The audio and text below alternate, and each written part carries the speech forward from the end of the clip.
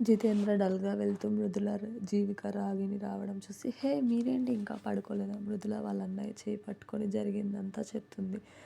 Jitendra okay. నేనేం చెయ్యాలి ఇప్పుడు? అయినా సారిక దృష్టిలో నేనెందుకు పనికిరాని వాడిని కదా!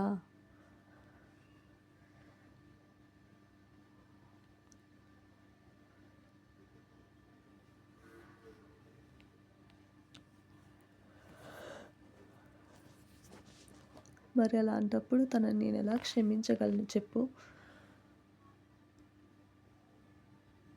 రాగిణి, మృదుల, జీవిక షాక్ అవుతారు వాళ్ళ అన్నయ్య మాటలకి.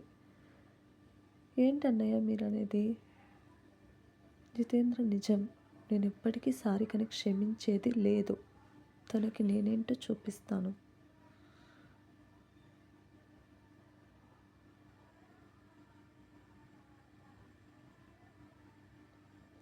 నన్ను అంది కదా అని కోపంగా లోపలికి వెళ్తాడు.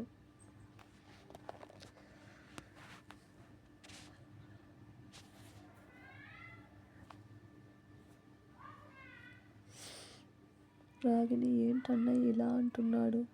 ఇక ఈ ఇంట్లో గొడవలు మామూలుగా ఉండవని అంటుంది.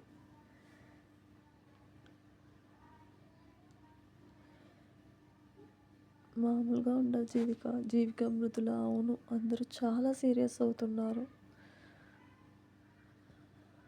ఏం చేయాలో ఏంటో అని కంగారు పడుతూ ఉంటారు. అనుకొని లోపలికి వెళ్తారు.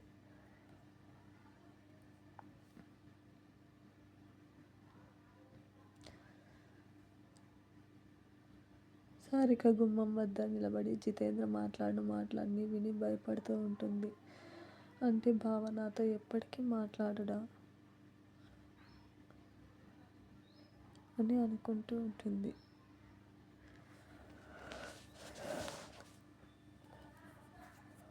జితేంద్ర లోపలికి వస్తూ ఎదురుగా ఉన్న సారికను చూసి హూ అని దగ్గుతాడు.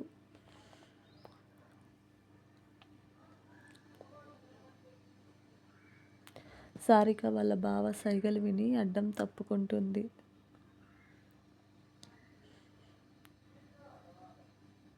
జితేంద్ర కోపంగా పైకి వెళ్తాడు.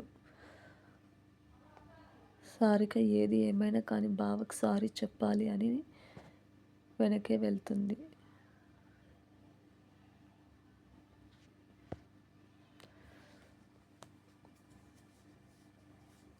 జితేంద్ర గదిలోకి వెళ్ళి మొబైల్ ప్యాకెట్లో నుండి తీసి పక్కకు పడేసి పడుకొని ఆలోచిస్తూ ఉంటాడు. సారిక ఫీల్ అవుతూ జితేంద్ర గదిలోకి వెళ్ళి బావా అని పిలుస్తుంది. జితేంద్ర సారిక పిలుపు విని పైకి లేస్తాడు.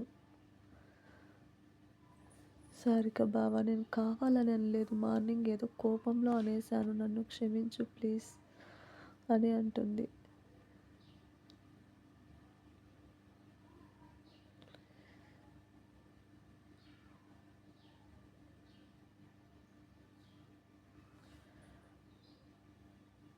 నువ్వు చాలా కోపంగా ఉన్నావని తెలుసు బావా. ప్లీజ్ నన్ను క్షమించు. జితేంద్ర ఏమీ మాట్లాడ్డు. సారిక ఏడుస్తూ జితేంద్ర చేయి పెట్టుకొని నన్ను క్షమించు బావా ప్లీజ్ అని అంటుంది.